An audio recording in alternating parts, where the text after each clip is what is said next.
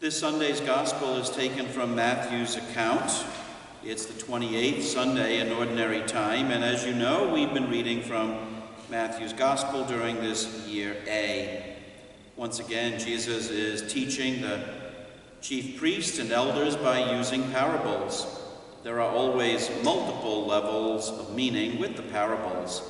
Let's take a listen, Matthew chapter 22, verses 1 through 14. Jesus again in reply spoke to the chief priests and elders of the people in parables, saying, "The kingdom of heaven may be likened to a king who gave a wedding feast for his son. He dispatched his servants to summon the invited guests to the feast, but they refused to come. A second time he sent other servants, saying, 'Tell those invited, behold, I have prepared my banquet. My calves and fattened cattle are killed, and everything is ready. Come to the feast.' Some ignored the invitation and went away, one to his farm, another to his business. The rest laid hold of his servants, mistreated them, and killed them. The king was enraged and sent his troops, destroyed those murderers, and burned their city. Then he said to his servants, 'The feast is ready, but those who were invited were not worthy to come. Go out, therefore, into the main roads and invite to the feast whomever you find.' The servants went out into the streets and gathered all they found, bad and good alike, and the hall was filled with guests. But when the king came in to meet the guests, he saw a man there not dressed in a wedding garment. The king said to him, 'My friend, how is it that you came in here without a wedding garment?' But he was reduced to silence. Then the king said to his attendants, 'Bind his hands and feet, and cast him into the darkness outside, where there will be wailing and grinding of teeth. Many are invited, but few are chosen.'" On one level, this story is about a very disturbing incident. There is going to be a wedding feast, and the reaction to the invitation is varied. Some ignore the invitation, some mistreat those who gave the invitation, the messengers. So there aren't many people accepting this invitation. The messengers are then told to go out to the main roads and invite anyone. On another level, the parable is about salvation history.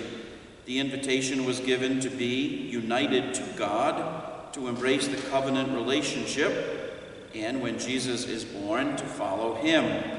The Jewish people, Jesus is telling their religious leaders, either ignored the invitation or became hostile, as they put many of the prophets to death, the messengers.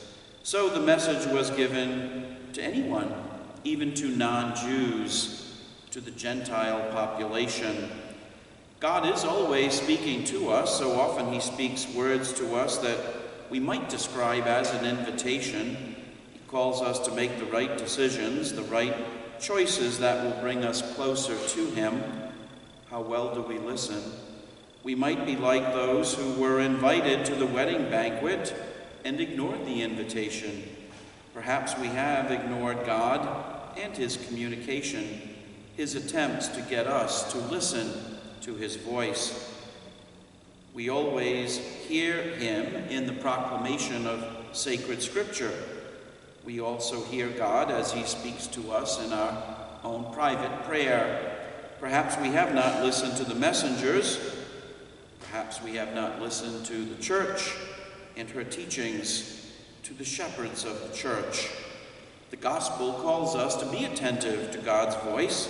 We can easily get preoccupied with our own voice or with the voices of others and not go deeper, not take time to hear the still, quiet voice of God. A time of quiet prayer is a good time to hear God's voice.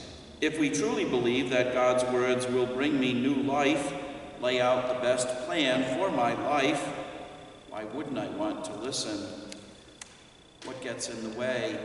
Maybe my own pride or a sense of self-sufficiency. The parable gives us much to think about, much to pray about. Let the gospel fill your week. See you in church. For now, God bless.